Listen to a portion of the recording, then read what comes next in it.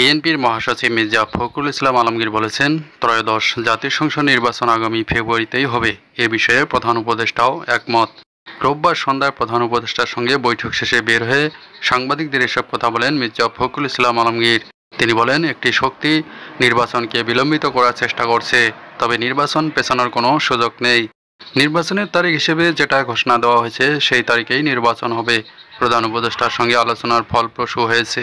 জাতীয় নাগরিক পার্টির আহ্বায়ক নাহিদ ইসলাম বলেছেন, জাতীয় পার্টির বাংলাদেশে রাজনীতি করার কোনো অধিকার নেই। ঘোষণাপত্র সহ অন্তর্বর্তী সরকার বিভিন্ন জায়গায় বলেছে 3টি নির্বাচন অবৈধ।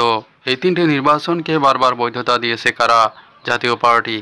এই ফ্যাসিবাদকে টিকিয়ে রাখতে সহায়তা করছে জাতীয় পার্টি। তারা বাংলাদেশের জনগণের বিপক্ষে অবস্থান নিয়েছে, ফলে কোনো বিবেচনায় তারা আর এই বাংলাদেশে রাজনীতি করবে।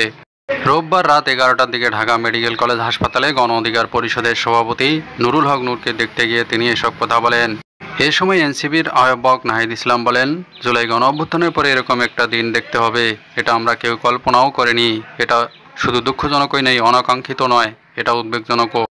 আমরা আসলে কোন সময়ে বাস করছি এবং দেশের পরিস্থিতি কোন দিকে যাচ্ছে এটা আমাদেরকে ভাবাচ্ছে। এদিকে জাতীয় পার্টির মহাসচিব ব্যারিস্টার শামীম হায়দার পাটোয়ারি বলেছেন, সন্ত্রাসীরা আমাদের দলীয় কার্যালয়ে আগুন দিয়েছিল। আমরা পুলিশ বাহিনীর কাছে কৃতজ্ঞ। তারা দ্রুততার সঙ্গে আগুন নিয়ন্ত্রণ করে সন্ত্রাসীদের প্রতিহত করেছে। এই মুহূর্তে অনেকেই জাতীয় পার্টিকে ব্যান করার কথা বলছে। জাতীয় পার্টি কখনো সন্ত্রাসী কর্মকাণ্ড করেনি, তাই সন্ত্রাস বিরোধী আইনে জাতীয় পার্টিকে নিষিদ্ধ করা বা কর্মকাণ্ড নিষিদ্ধ করার আইনগত দাবি উঠতে পারে না।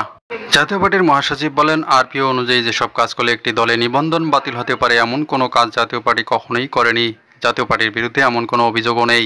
যারা জাতীয় পার্টি নিষিদ্ধের দাবি তুলেছে তাদের এ দাবি অযৌক্তিক। এমন দাবিতে আমরা ভীত নই। আমরা আশা করছি সরকার ভ্রান্ত দাবিতে ভ্রান্ত সিদ্ধান্ত নেবে না। রোববার সন্ধ্যায় জাতীয় পার্টি কেন্দ্রীয় কার্যালয়ে মিলনায়তনে কয়েকটি গণমাধ্যমের সঙ্গে আলাপকালে তিনি এসব কথা বলেন। বাংলাদেশ জামায়াতে ইসলামীর নায়েবে আমির ও সাবেক এমপি ডাক্তার সৈয়দ আবদুল্লাহ মোহাম্মদ তাহের বলেন, বাংলাদেশে আর কোনো নীল নকশার নির্বাচন হবে না, হতে দেওয়া হবে না।